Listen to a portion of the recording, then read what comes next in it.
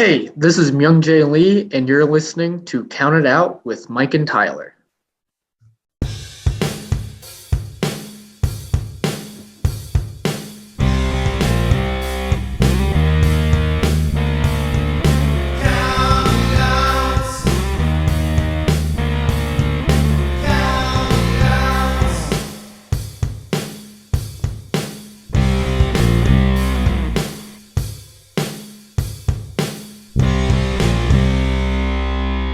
You are listening to Count It Out with Mike and Tyler. Well, we are live, pals, and welcome to another edition of the Bill Apter Sealed of Approve Count It Out with Mike and Tyler. My name is Tyler, and I am not joined by Mike today. Oh no, I am joined by the former owner of Ring of Honor, the one and only third time back on the show, Mr. Cary Silkin. Cary, how's it going, my man? I'm good, man. Thank you for having me back. I was pleasantly surprised, and it's always good to talk to you guys. Or We you. appreciate it. Oh. Yes, absolutely. And I appreciate you coming back. The people love hearing your stories, Carrie, and I want to just jump right into some of them. And, I want to talk obviously a lot of wrestling, but I know you're a big music lover as well. And you've seen your fair share of some pretty awesome concerts. What are you listening to these days, Carrie? What what Well, what's what's got you going in the music world lately? I went to five concerts this year, and out of the five concerts, um, four of the five main attractions were 75 years old or over. I'll tell you what they were. And on it might have been six, but I can clearly remember five. And two of the five I saw multiple occasions this year. All right. Number one, Memorial Day weekend of 2024. This was I had seen this group in 1975, in 1981, in 1989, in 1996, in 2010. This was the best ever. How could this be? It was like a magic trick. Who am I talking about? The Rolling Stones. They're At phenomenal. Giant Stadium, MetLife, whatever they call it. And I was talking when I went to visit some of my friends at AEW. I was talking to Chris Jericho, who went four times because he's like, and he and I, we said the same thing to each other. It's the words awesome and unbelievable. This was unbelievable because how the hell can, particularly Mick Jagger at 80 years old, or 81 or 79, but I think he's 80. I mean, it was like a robot. And Keith Richards, who's 81, he sat down a couple times, and with his previous lifestyle, and the music was so good, and the set list was so good. And even though there would be great arguments, oh, what about in '89 the Steel Wheels tour, or da da da da da, or when did you see him the first time, Cary? Well, 1974, I think, at the Garden, and they had Billy Preston and Tina Turner. I can do it, were the opening acts. Wow. They were young, but this was the best because maybe like Chris and I said simultaneously to each other, it was unbelievable that you're seeing these guys. That was one of them. Second one was Billy Joel at Madison Square Garden for allegedly his last MSG performance. He's been doing this residency since 2015-ish. And of course, it was interrupted by the pandemic, like everything else. But he's been keeping up. He's been doing other shows, but at least as far as his residency, and it was his 150th Garden show. They Wow. have the banners up like they would have at any great arena. Where are you, Toronto? Yeah, we're Toronto. Yeah, like I'm sure we're what's the name of the arena where the We're we're Maple Leafs play? Scotia Bank Arena now. Used to be Air Right. I Canada know that's Center. a new, right. They have the years they won the Stanley Cup or playoffs or other whatever else. You don't see too many of those banners hanging in Toronto. Well, at the Garden, you got the Knicks, a few, and the Rangers. Shit, they had between 1940 and 1994. But anyway, there's other banners up for other performers, and they raised a banner for Billy Joel. Very nice. He was great. He had a very odd special guest. I thought it's going to be like Paul McCartney or Bon Jovi's local, Bruce Springsteen. For some reason, his special guest, and it wasn't very special for me, was Axl Rose. Oh yeah, I am not a big I Axl Rose mean, guy, man. and he let him do the Live and Let Die song, Yeah, right? yeah. And it's like whatever. Nails on a chalkboard with him these It was days. very nice of Billy Joel to do that. But anyway, great show nevertheless. What else do we have? Oh, the great unheralded, probably the most underrated guitar player of all time, from Jethro Tull, Martin Barr, who Okay. played with Jethro Tull from 1969 through 2011.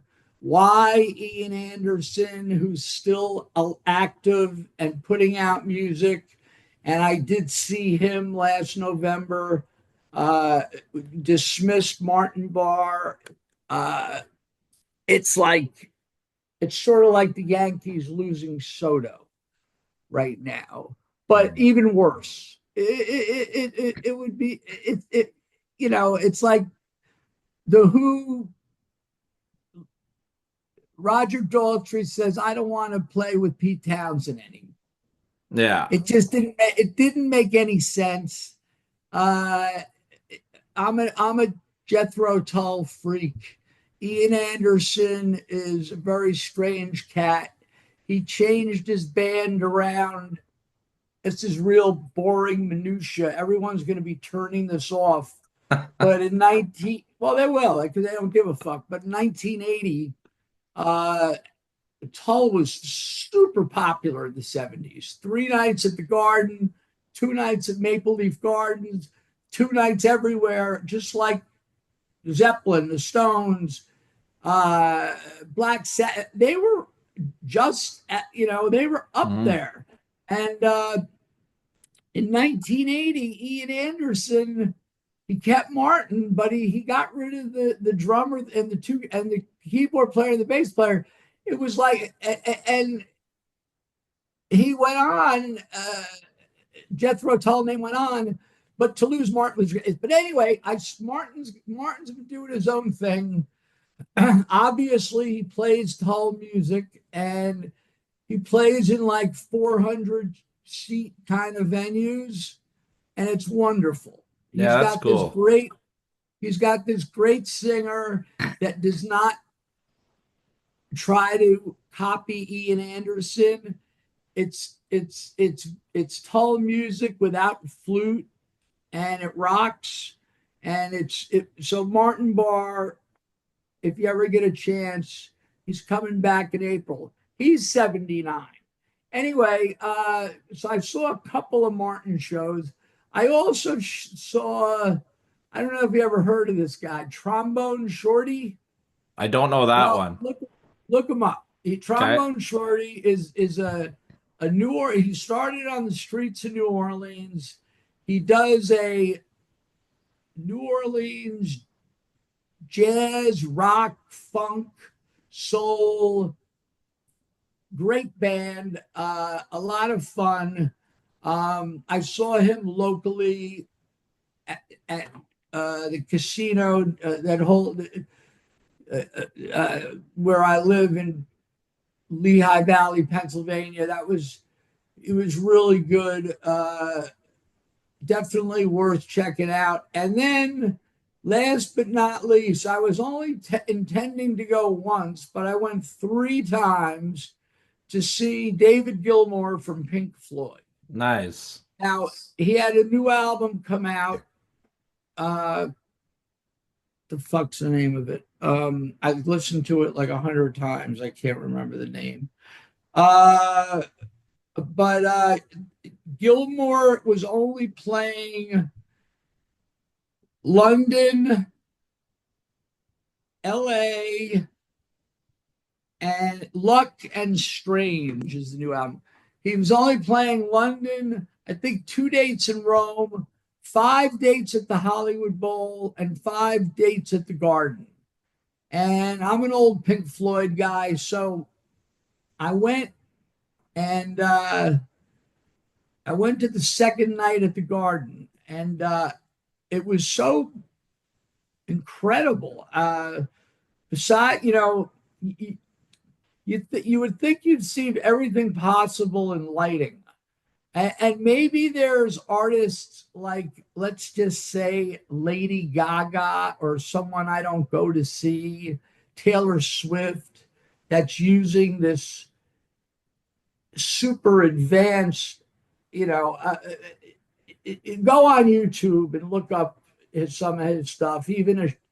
So between the production and the music was so good, I wound up going three times. Wow, that's So incredible.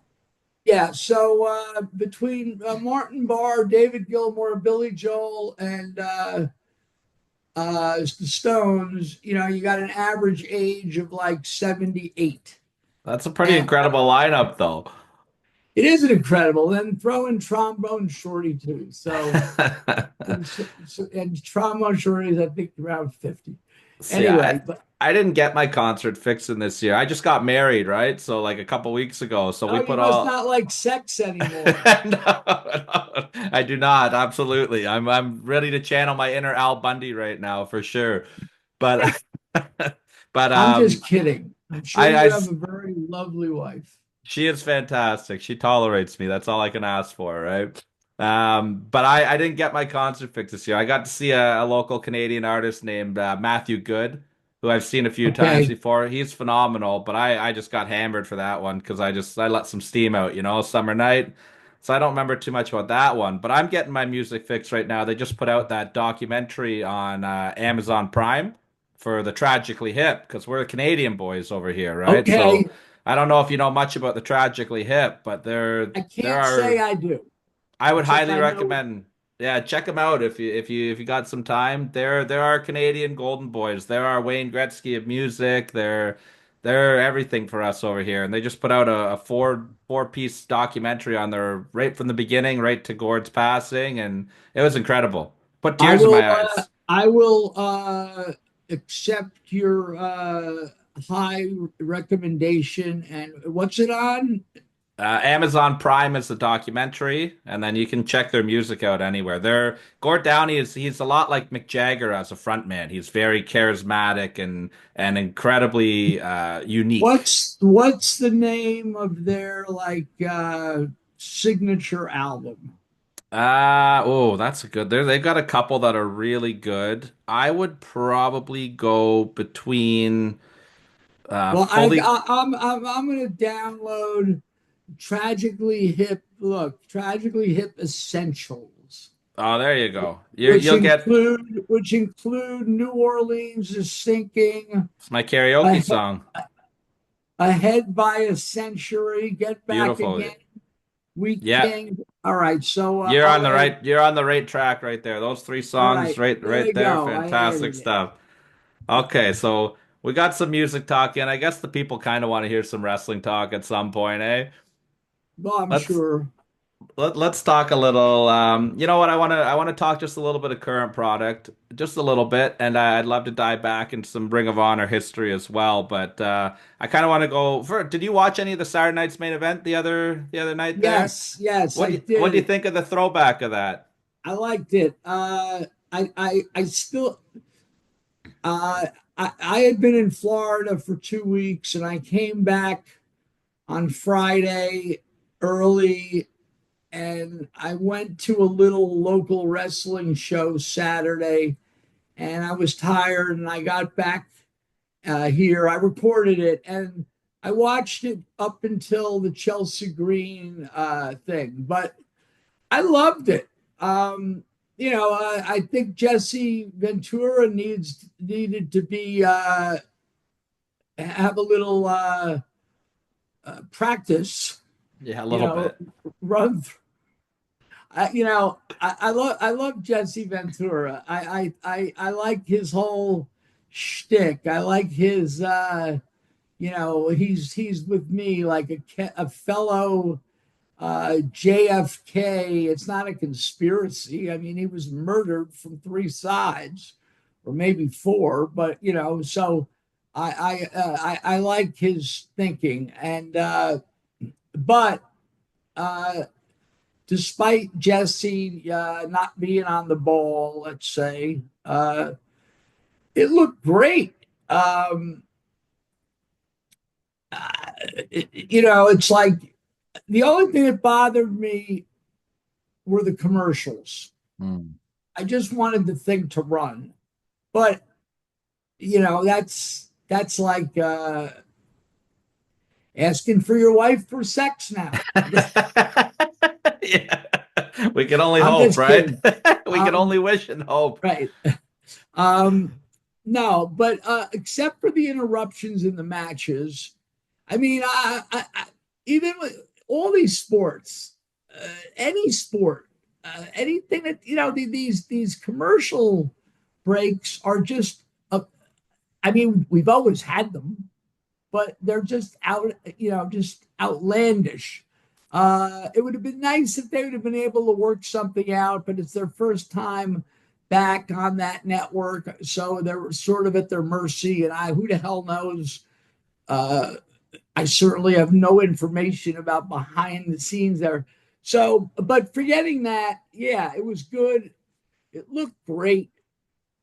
It just looked great. I like that they sacrifice the big screen Mm. Titantron and have the little entranceway. Uh, and you know what? No one gives a damn. Yeah, I thought it looked. I actually really preferred that look without the big glitz and glamour and LED, and I like the little rustic throwback, smoky arena, if you will, vibes that Right, it gave. Right, right. I think that gives it that little bit more grit and like oomph emphasis on the show. To be honest. Yes. And so maybe today later when I'm trying to rest a little, I'm going to put on the Cody Kevin Owens match, and I mean those guys are just so good. Uh, but yeah, WWE is and think about this: they did that whole thing without CM Punk, without unless I missed something, No, he wasn't without the backstage interview. Maybe.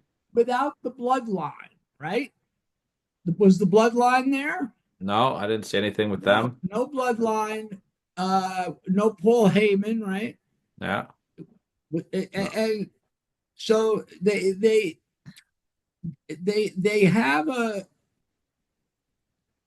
have a deep roster, and yet they don't need to give it all. Like uh, it would be like me going to the David Gilmour show. He did not play for 4.5 hours. He played for 2 hours, and the last song was from his new the big song from his new album, which most people didn't even know. And he ends with Comfortably Numb. And that's it. Good night. Yeah, absolutely. Same with the Stones, Jumpin' Jack Flash, they come back, can't get no satisfaction. Good night. Mhm. Martin Barr. Last song is hymn 43, and then he does Locomotive Breath. Good night. And Billy Joel, you may be right, I may be crazy. And then he does Piano Man. Good night. So I like, you know, I don't need to be, and we were guilty of that in my era of Ring of Honor with the shows being too long. I remember Jim Cornette saying to me, we would have like 3 pre-show matches.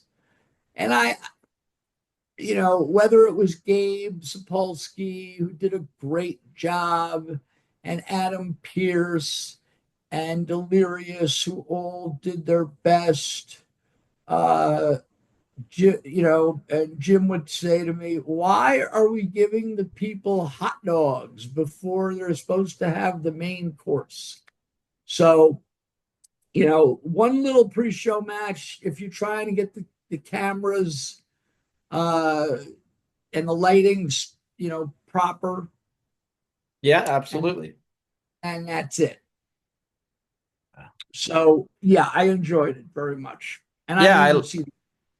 I liked it too. I thought it was a nice throwback, like I said there, and it's nice, like you said, that they didn't have to put the Punks and the Romans, and because it's nice to keep those guys feeling special as well, right? Like, oh my God, CM Punk is on the show tonight. That's a special thing. Like, that's a big deal. Oh, Roman Reigns is making an appearance. Like, I think it helps people want to fork their money out a little bit more to know they can see these guys because they're not there every week.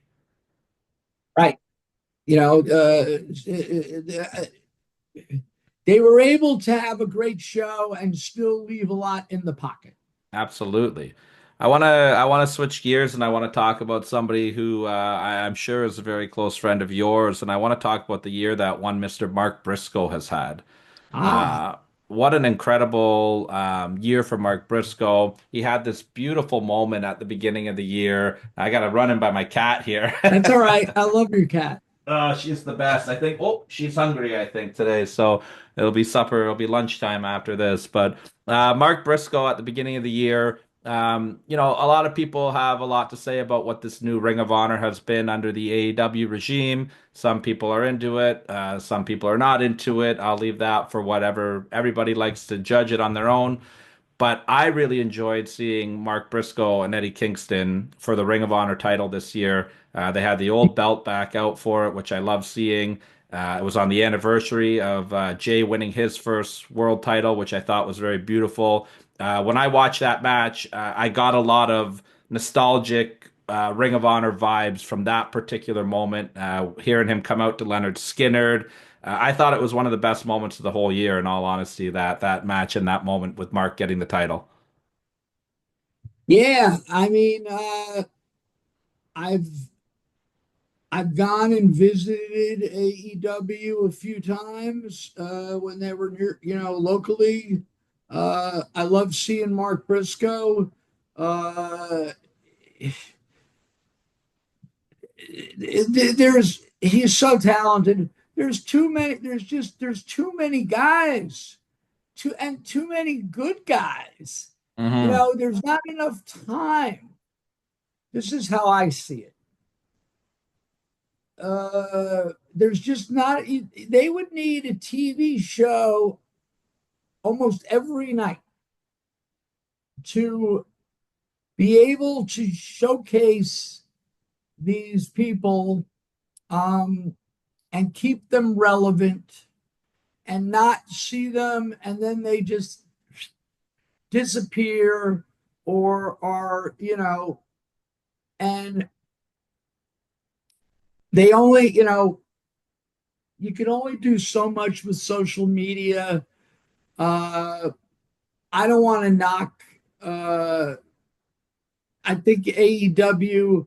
I love watching the show because it's like watching an episode of All My Children. You know, so it's, it is. I mean, look at the Ring of Honor lineage. Jay Lethal, Claudio, Mark Briscoe, Adam Cole, Kyle O'Reilly, Samoa Joe, Matt Taven, uh, Vincent. I'm leaving out a bunch of Christopher Daniels. Oh, the Young Bucks. I forgot them. Roderick Strong. Absolutely. Adam Cole's in there. Yeah, Adam. So yeah, but yeah, Mark Briscoe's had a great year, and I'm glad that he's being featured. Yeah, I thought that was a beautiful night, and Eddie Kingston and him had a great match, and the Leonard Skinner. I think that's one of the best entrances the Briscoes did when they came out to Skinner. You knew someone was about to get their ass kicked when you heard that, right?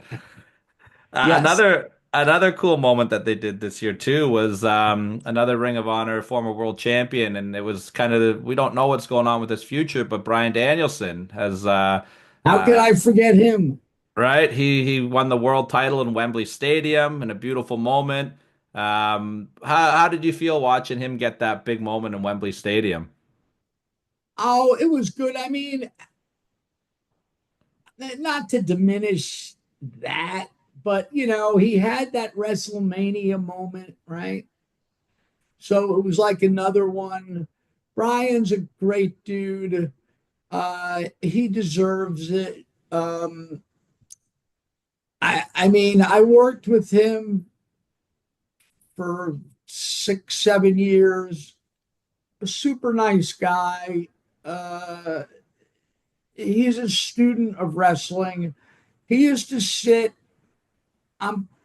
This is right from the beginning of Ring of Honor. Instead of sitting in the back and talking to his opponent uh, or the other wrestlers for hours, he would sit behind the curtain and watch the matches, which is barely done. I see when I go to these events, whether I go locally or when I was in Florida, there's a nice little, it's not that little, it's called CCW, Coastal Championship Wrestling. They run like 8 shows a month. But anyway, uh, no, nobody is paying attention to what's going on in the ring. There's very little, and this is not new. There's very little concern or respect to moves that shouldn't be done because they're going to go on later in the show. Guys are, and we were guilty of it in ROH, but Brian would be like a cop. Back in that up until like 2009, and not it wasn't a guarantee, but there were no one flying off a ladder in the first match or some ridiculous. Yes, we had some hot openings, sure we did, but it was you want to build the show slowly, or build it in some way, not repeat moves. This is like pro wrestling 101. And uh, I never claimed or professed or declared myself like a booker. Never. And I'm not, but just from being around and just from being a fan as long as I've been, and you understand, you just pick up on stuff. And there's just, too much. And it's a problem it's a problem in the entire industry. What's the next thing? Someone's got to, like, chop their head off or something. I don't, but once again, I'm not saying this is an AEW problem. It's WWE. It's just like, how high can the bar go? Mm-hmm. Look what, speaking of WWE, hold on, I'm going to grab a mint. Hold on. Speaking of WWE,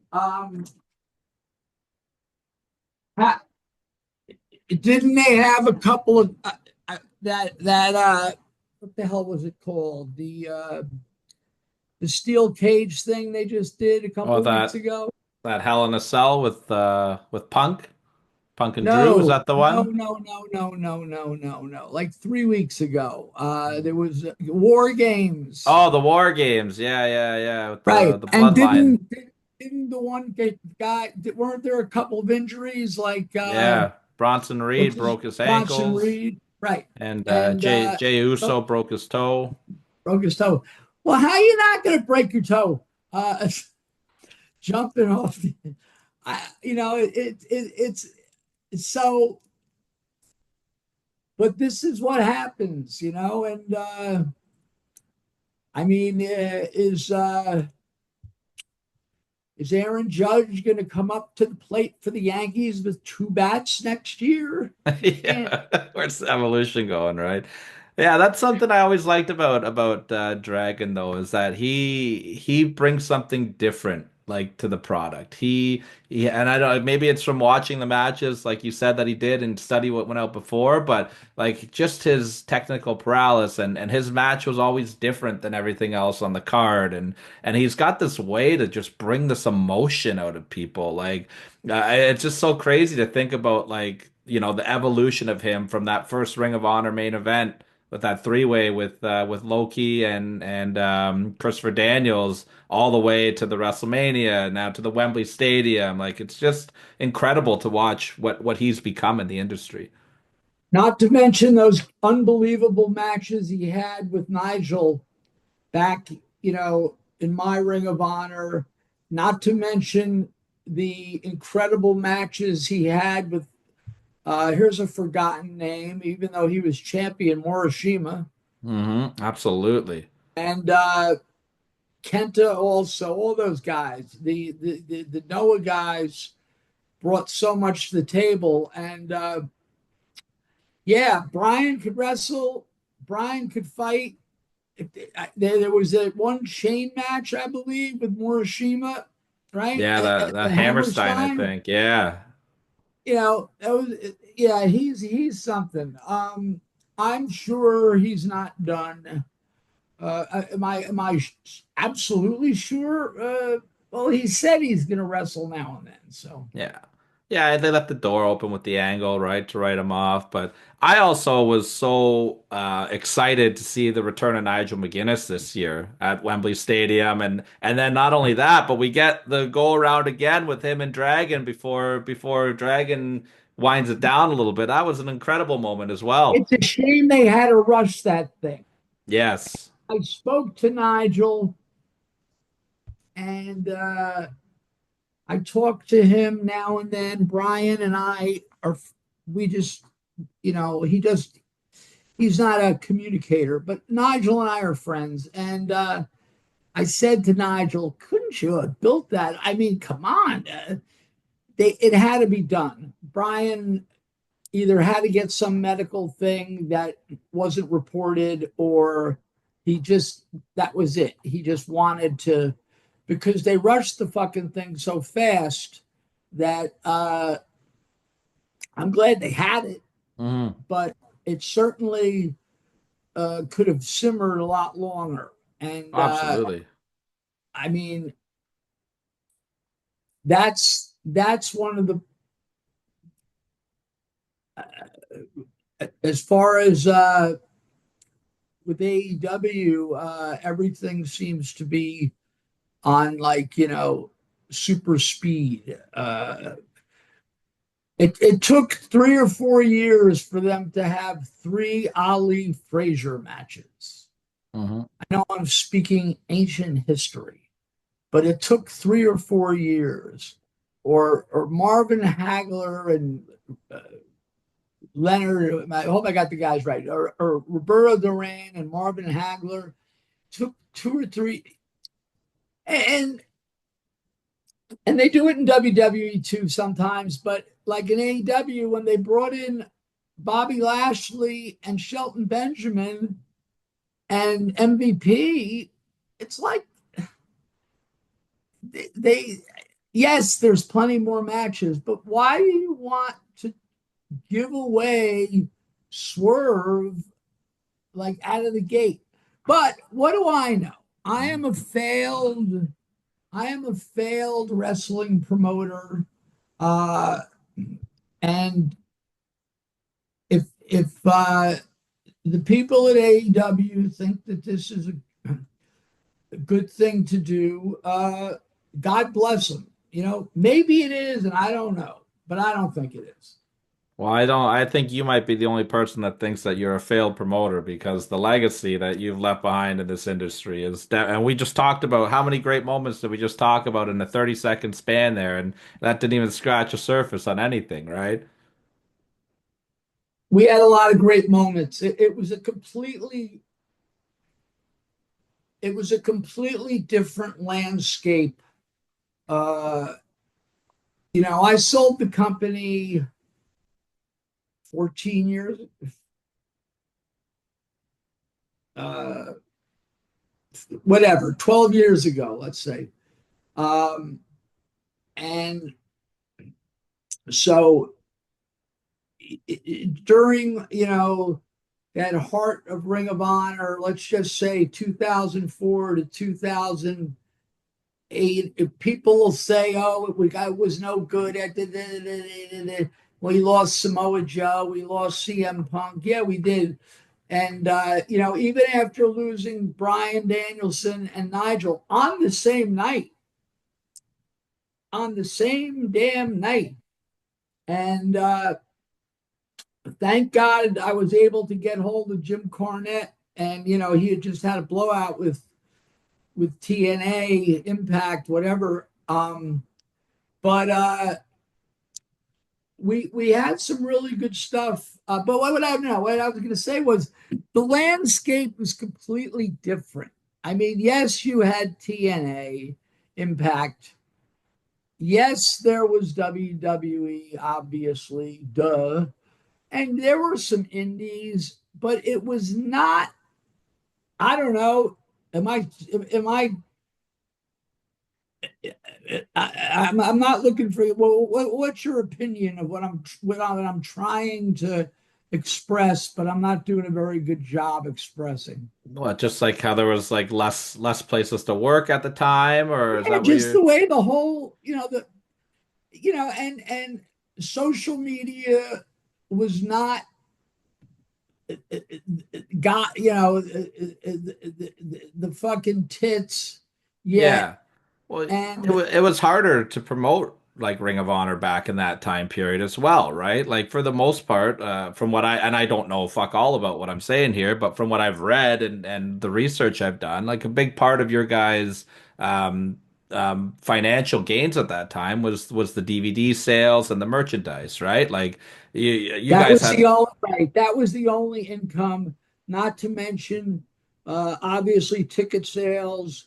But as we've discussed before, all I did in Ring of Honor from the first moment that had full ownership till the last moment that Joe Koff, God bless him, had a lot of losses this year, man, and Joe's Yeah. one of them.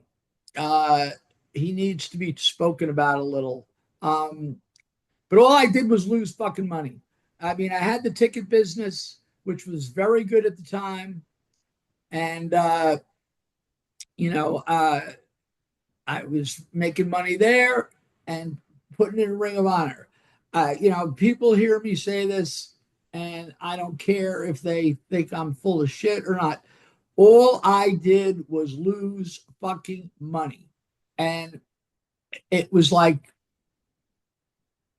uh, an 8-year-old child that understood addition and subtraction would have said, oh, these numbers, but my passion, my ego, uh,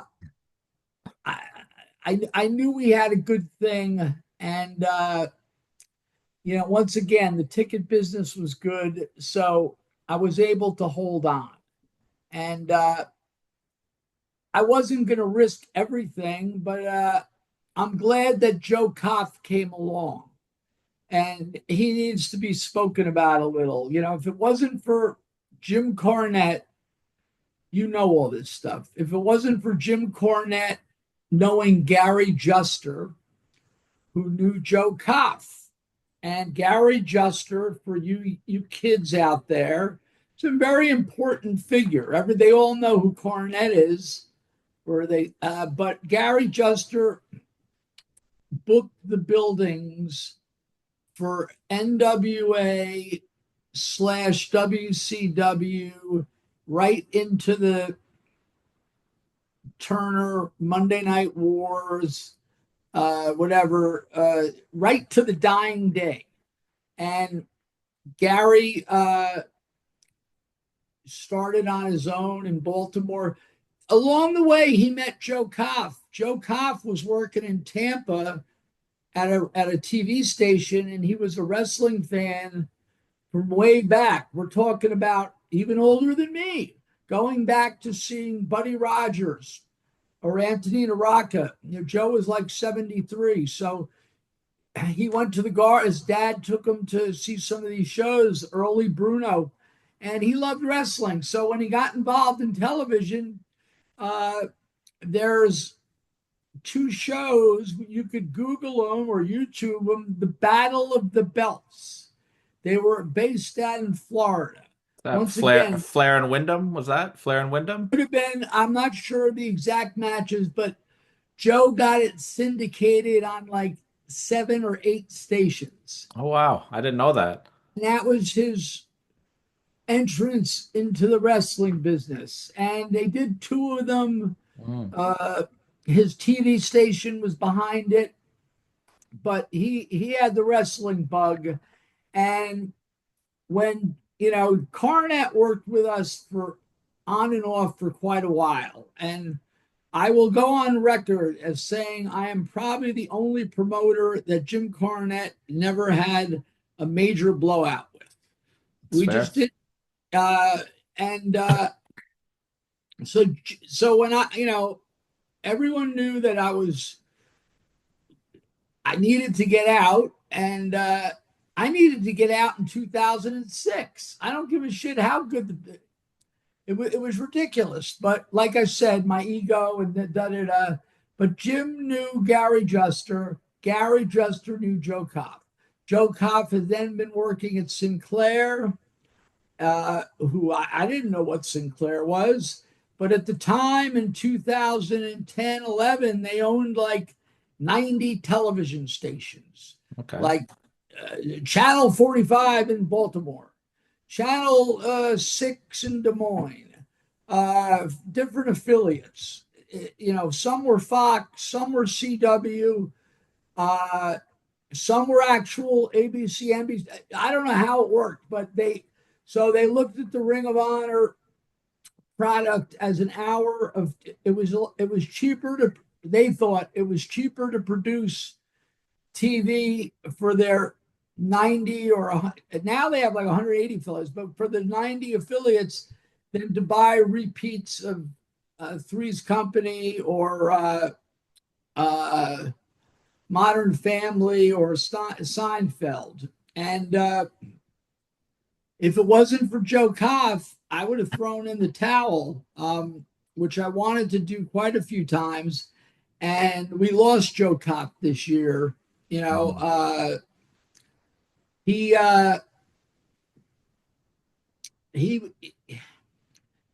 was a very gracious and graceful man.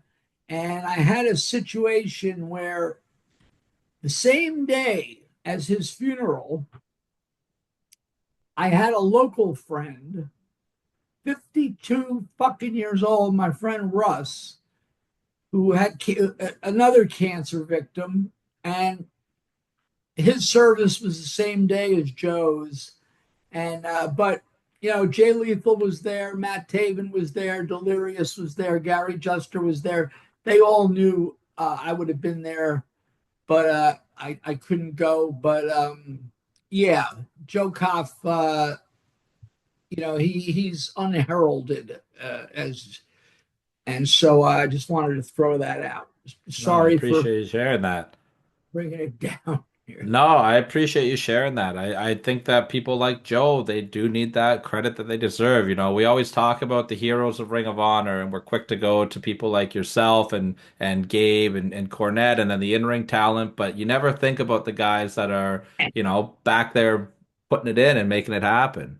And he did not want to be in front of, yeah, a couple times he did an in the ring speech or there was a video, but when they bought the company, they wanted, very smart, by the way, let's keep Cary, please. Cary, will you stay as the ambassador? We'll get you to the shows. You go whenever you want. Blah, blah, blah. We love, if you're at a show, if there's a title match at ringside, they didn't want the company going from the good old ROH and with Cary Silkin, and it was like we're all in this together, the fans, the wrestlers, to being this corporate entity, and that was the greatest time of my ROH experience, because I didn't have to be going, oh Christ, we lost fucking $20,000 tonight. And thanks to Joe and Gary, we got to do Madison Square Garden in That's 2019. right? Absolutely. I mean, the absolute highlight of my pro wrestling career. The same building I saw Pedro Morales and Freddie Blassie when I was old enough to go. The same building I scalped tickets in front of in the late 80s and early 90s. And I was all fucked up. And the odds of me being at ringside and in the ring, giving Matt Taven his title at Madison Square Garden, and it was all thanks to this synergy that happened, and now it's all gone. Well, it's cool for you though, right? Because like you got to do the Madison Square Garden thing, right? You also like probably watched Bruno in that building 1,000 times before, Oh and then yeah, you had Bruno in Ring of Honor for that shot at the Manhattan Center. Like Manhattan Center. those And are cool moments. we also brought him to Detroit for a WrestleMania, which didn't financially work out as well, but it was just nice having him around. But yeah. So a lot of good times, man. Absolutely. I've got just a couple more questions. You've been so great with your time. Oh, time just flies by when we chat with you, Carrie. And I said this last time we talked, but I always know it's a good time when I don't ask barely any of the questions that I prepare and we just kind of go with it. But you were talking about the business of Ring of Honor a little bit there. And I know we all kind of laugh about this now, but it might have been different back then. But, you have the Dave Meltzer star rating system and everyone has their opinions on it. But back in the day when he gave that 5-star rating to Punk and Joe for the second time, it really kind of shined a lot of attention on that match particularly and on the Ring of Honor brand. Was that like a big thing for Ring of Honor to get I know it's silly to say this, but to get like was it helpful for you guys to have that attention or Yeah, did it matter? No? it didn't as my uncle Gunny used to say, it didn't mean a fiddler's fart. Uh, Nor did us being in the Mickey highly acclaimed Academy Award nominated The Wrestler, God bless Darren Aronofsky. And I thought, oh, this is because, we were the last 10 minutes, which is a hell of a lot better than a Meltzer 5-star rating. These are people going to the movie that are not necessarily wrestling fans. And maybe they'll notice that the last 10 or 12 minutes is at this Ring of Honor, and where the name is bantered around, and they they let us have our visuals, the signs and the ring mat and blah blah blah. And but yeah, it helped the Joe Punk. What was it? Joe Punk, right? We're talking about. Joe Punk 2 was the one that Well, he. yeah, I guess it helped a little, but it's just for the fucking nerds that were, and I was one of them. I was a observer subscriber since the early 90s. But at this point, it didn't really, it helped a little, all right? It helped a little. But did it turn the fucking turnstiles like wild? No, nothing did.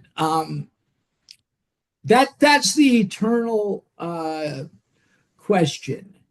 If so and so is on the show, all right, I'll just pick something out.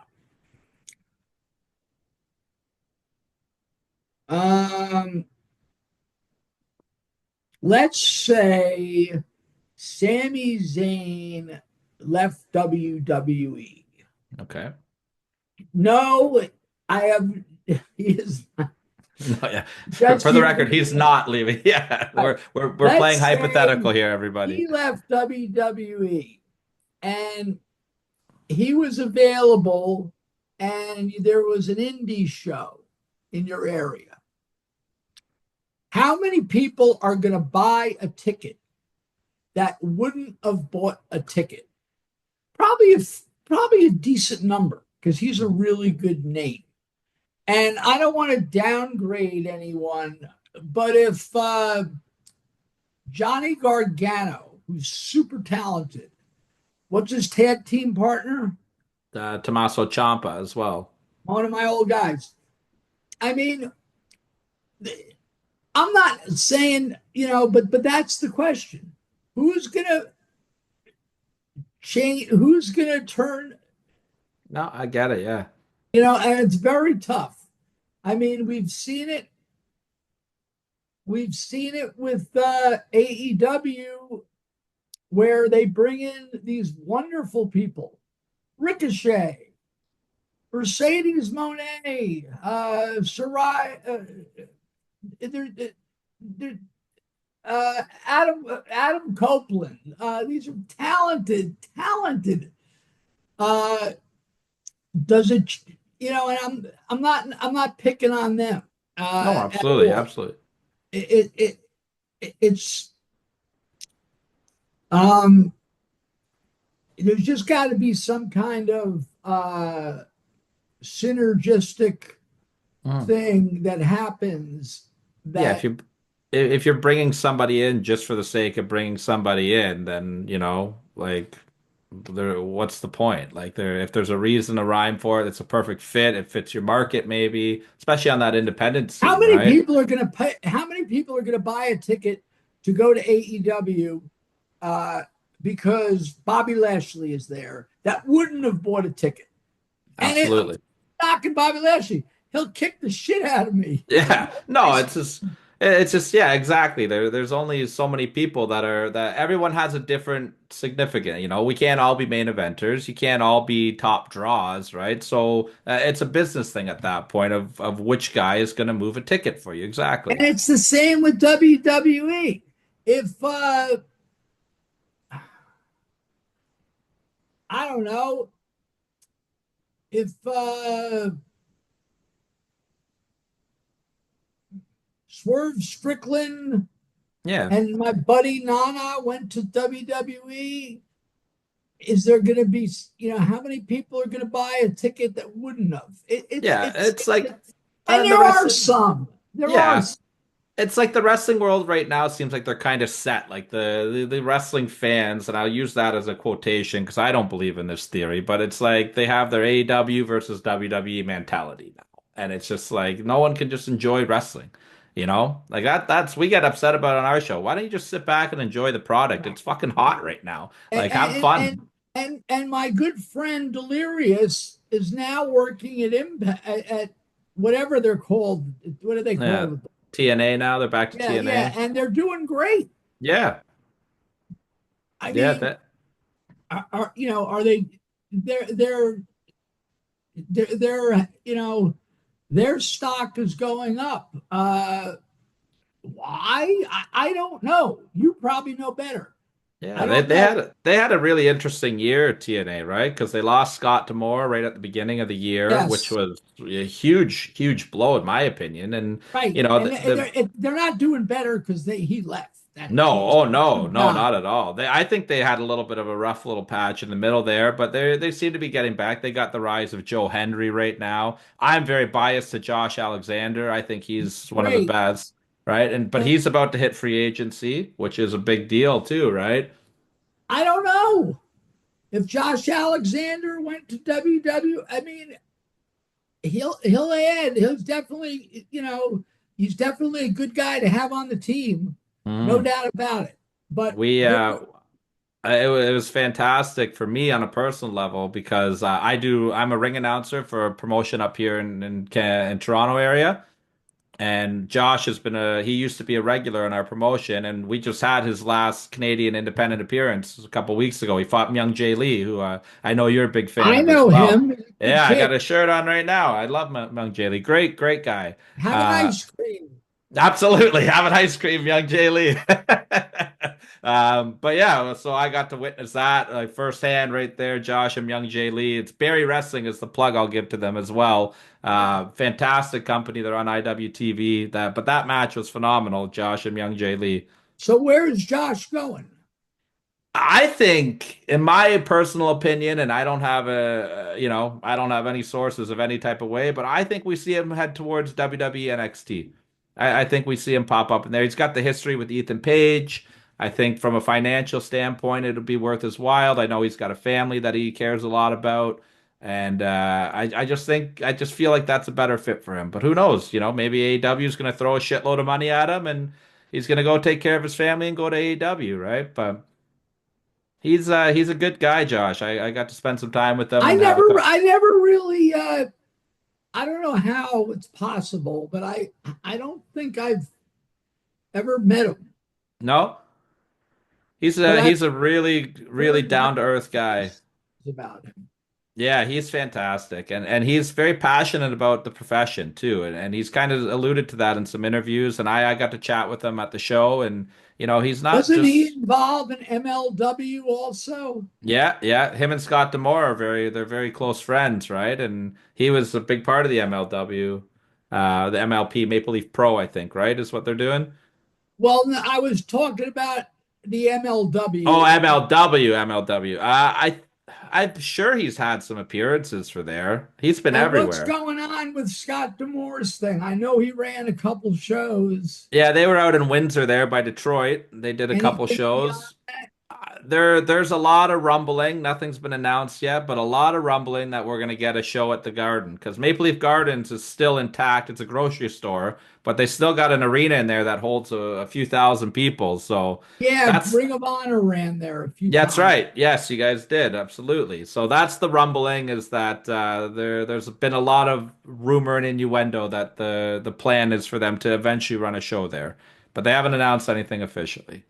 I hope so. I've never got to go see a show. I missed the Ring of Honor shows there, and I'd love to be able to go and see a show at the Garden. I just wanted to bring the ramp back, though. If you're gonna do it, Oh then yeah, bring that fucking ramp back. yeah, I like the ramp too because in the end I was having a problem dragging my ass into the ring, but that's all right. That ain't it's true. That ain't happening. uh, So Cary, you're always so good with your time. I'm gonna ask you one last question, and I'm gonna let you be on your way if you're okay with that. Love to talk. A man that, the big renaissance we see in wrestling now, I think a lot of it dates back to, I think Ring of Honor's got a big hand in it, in all honesty, because you guys opened the doors for the Bullet Club. We had the Bullet Club running wild in Ring of Honor with your partnership with New Japan. Really like brought a lot of mainstream attention. We had their t-shirts in all the Hot Topic stores, and it really got the wrestling world buzzing. And a big part of that Bullet Club team was Cody Rhodes. Ring of Honor, former Ring of Honor world champion. You got to present him the belt, and this year we get to see him finish his story with Roman Reigns. He had the great moment at WrestleMania, the big emotional thing.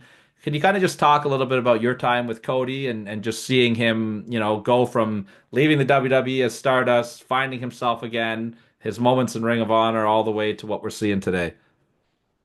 He's a very he's a very smart cookie. Okay. Uh, Cody, let's put it this way. Am I close with him? No. Did I get along with him during the time he was there? Absolutely. But he knows what he's doing. The apple didn't fall far from the tree with Dusty. But he's brilliant. I mean, for him to leave WWE back when he did, and to slowly, the Ring of Honor time, the time in Japan, it's all blends together, I know. And along comes Tony Khan, the Make a Wish Foundation. And Cody is very bright, and there's no doubt about it. He's a star, and he deserves this because he worked very hard at it. It doesn't mean that I have to say he's the nicest man, Yeah. He knows what he's doing. Absolutely. Absolutely. I did love seeing him bring back that old Winged Eagle title the other night. I thought that was a nice little nostalgic touch as well. That was fun. He knows what he's doing. 100%. And Cary, man, I could sit here for another hour with you. This time has just flown by. We're gonna have to do it again. You're gonna have to come back for a fourth time, We're gonna have to keep bringing you back. Okay. Because, Well, I know I enjoy talking to you. You're a good dude, and I appreciate it. I don't. First of all, very few people ask me to do these things anymore. Once again, I said off before we started recording, my relevancy level has dissipated. You know how things are. People have short memories. The what have you done for me lately kind of thing. But that's life, man. That's the way it is. 100%. So I appreciate you saying these nice things about me, and you're a good guy. And yes, I would love to do this again. I appreciate that, Cary. Thank you so much. Out of the three times we've had you, every time the first note I always write is I always want to talk about the Ring of Honor versus CZW feud because that's always been one of my favorite angles of all time. And I always just end up having such a great conversation with you that I never fucking ask you about it. So next time, Cary, we're gonna dive into that one. All right. Deal. All right, Cary. Thank you so much for joining us. Oh yeah, before I go, if anyone wants to hear my adventures, my life story, not just wrestling, but my times, doing cocaine with Geddy Lee and the guys from Rush and Good Canadian boys. yeah, and my John Belushi and my other tales of degradation and some nice tales also the podcast that I did with Ian Riccaboni, who's still the current Ring of Honor brand announcer with Caprice Coleman, but there's 75 episodes of Last Stop Penn Station. I wouldn't know how to take it off Apple or Spotify. So it's just sitting there. There's a wealth of fucking stories.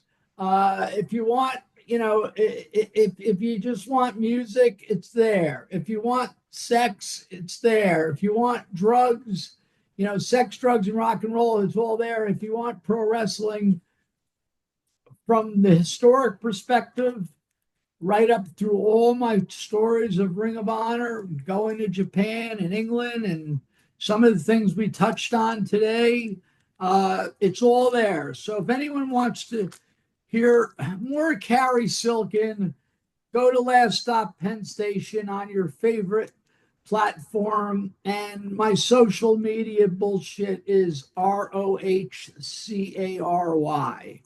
at ROHCARY on Twitter and Instagram. But that's that, my man. Perfect. What a great way to end it off. Cary, thank you again. Third time was definitely the charm. I look forward to doing it again in the near future.